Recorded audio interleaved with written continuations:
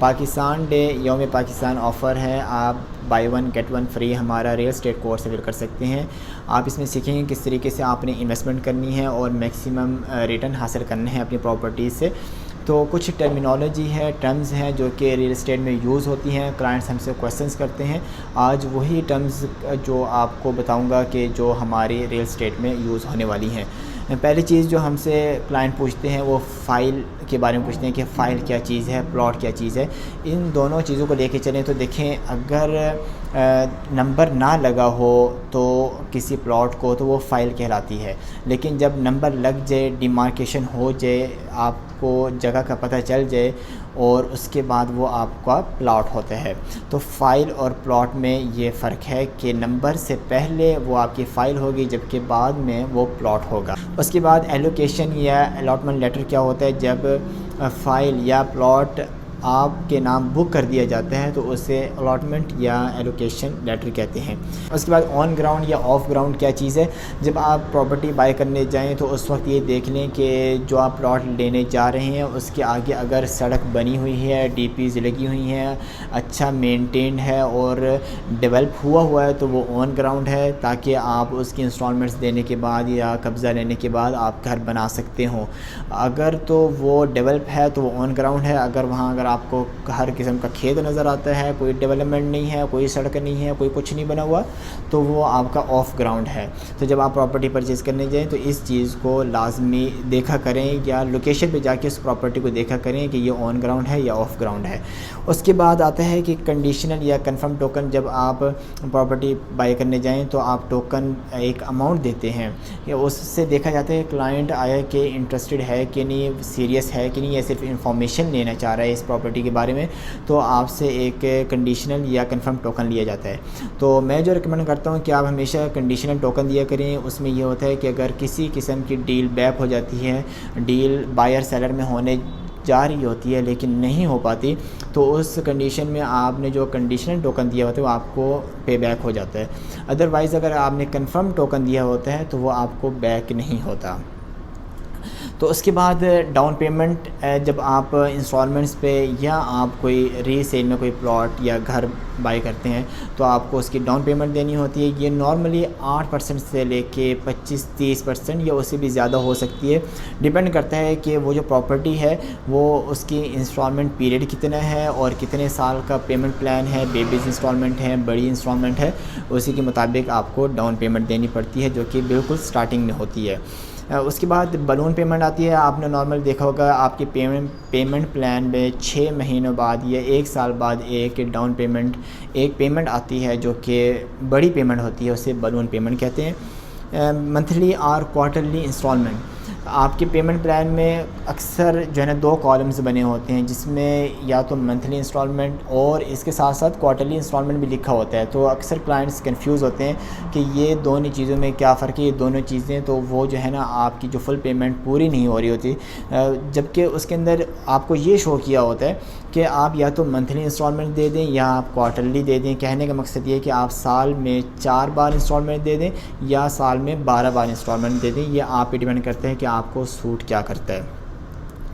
پھر بیلٹنگ وہی چیز ہے کہ جب آپ کے فائل کو نمبر لگ جاتا ہے، وہ پلاٹ بن جاتا ہے، تو کہنے کا مقصد یہ ہے کہ بیلٹنگ سے پہلے آپ کی فائل ہوتی ہے جبکہ بیلٹنگ کے بعد آپ کا پلاٹ ہوتا ہے۔ نمبر کا لگ جانا بیلٹنگ کہلاتا ہے۔ پوزیشن لیٹر آپ کا وہ قبضہ ہوتا ہے کہ جب آپ کی انسٹالمنٹس کمپلیٹ ہو جاتی ہیں اس کے بعد آپ ایک بڑی اماؤنٹ پے کر کے قبضہ لے لیتے ہیں، اس کے بعد آپ کو الاؤ ہوتا ہے، سوسائٹی الاؤ کر دیتی ہے کہ آپ اس پہ گھر بنا سکیں۔ پھر آ جاتے ہیں ڈیولپمنٹ چارجز آپ کو ضرور جو ہے نا میک شور کر لینے چاہیے جب آپ کہیں پہ بھی انویسٹمنٹ کریں۔ اکثر سوسائٹیز کیا کرتی ہیں کہ سارا انسٹالمنٹ پلان آپ کو دیا ہوتا ہے لیکن ڈیولپمنٹ چارجز انکلوڈڈ نہیں ہوتے اور آپ سے وہ بعد میں جو ہے ڈیمانڈ کر سکتی ہیں اور اپنی مرضی کے مطابق ڈیمانڈ کر سکتی ہیں۔ تو آپ نے جہاں کہیں بھی اگر انویسٹمنٹ کرنی ہے تو آپ نے ڈیولپمنٹ چارجز پوچھ لینے ہیں کہ اس سوسائٹی یہ ایک مرلے پہ کتنے ڈیولپمنٹ چارجز لے گی، اور کچھ سوسائٹیز ہوتی ہیں جو کہ انکلوڈ کر کے بتا دیتی ہیں، آپ کو آسانی ہوتی ہے کہ آپ اپنی انسٹالمنٹس کے ساتھ ساتھ ڈیولپمنٹ چارجز انکلوڈڈ آپ پے کرتے جاتے ہیں اور کوئی ہڈن چارجز نہیں ہوتے۔ جب آپ کی انسٹالمنٹس کمپلیٹ ہو جاتی ہیں تو پلاٹ آپ کے نام ہو جاتا ہے۔ اس کے بعد آتا ہے مائنس پہ پلاٹ ہے یا اون پہ ہے. یہ دو ٹرم یوز ہوتی ہیں.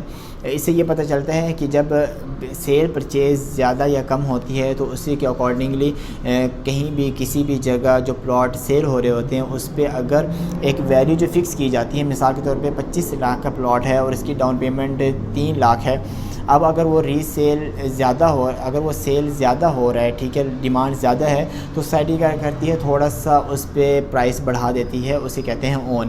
اگر آپ ڈاؤن پیمنٹ مثال کے طور پہ 25 لاکھ کے پلاٹ پہ 3 لاکھ کریں گے تو اون کا مطلب یہ ہے کہ آپ 3,20,000 30,000 اون جو کہ سوسائٹی نے ڈیفائن کیا ہوگا آپ کو وہ بھی پے کرنا ہوگا. اس کا مطلب یہ ہے کہ وہ پلاٹ کی پرائس بڑھ گئی ہے، اون میں ہے، پروفٹ میں ہے.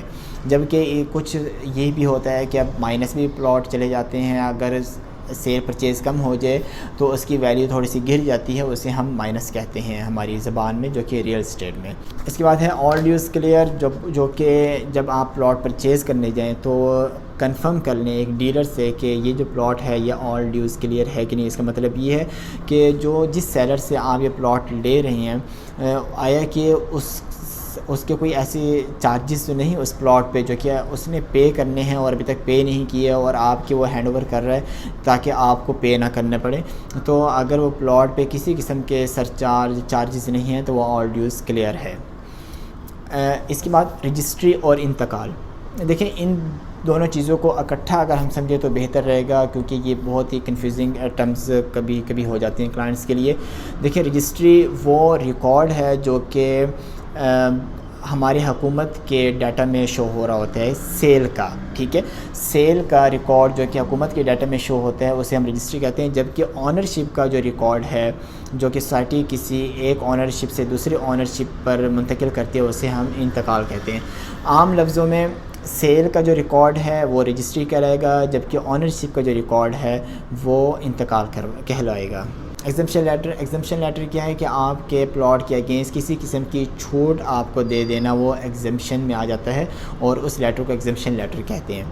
پاور آف اٹارنی یہ ایک اتھارٹی لیٹر ہوتا ہے. اس پہ یہ ہوتا ہے کہ اگر آپ اوورسیز رہتے ہیں، کسی باہر ملک رہتے ہیں، یا آپ کسی دوسرے شہر رہتے ہیں اور آپ پراپرٹی کو مینیج نہیں کر سکتے تو آپ ایک اتھارٹی لیٹر بنا کے دیتے ہیں کسی کے نام، تو وہ اس کو مینیج بھی کر سکتا ہے، سیل بھی کر سکتا ہے، یہ رینٹ آؤٹ کر سکتا ہے.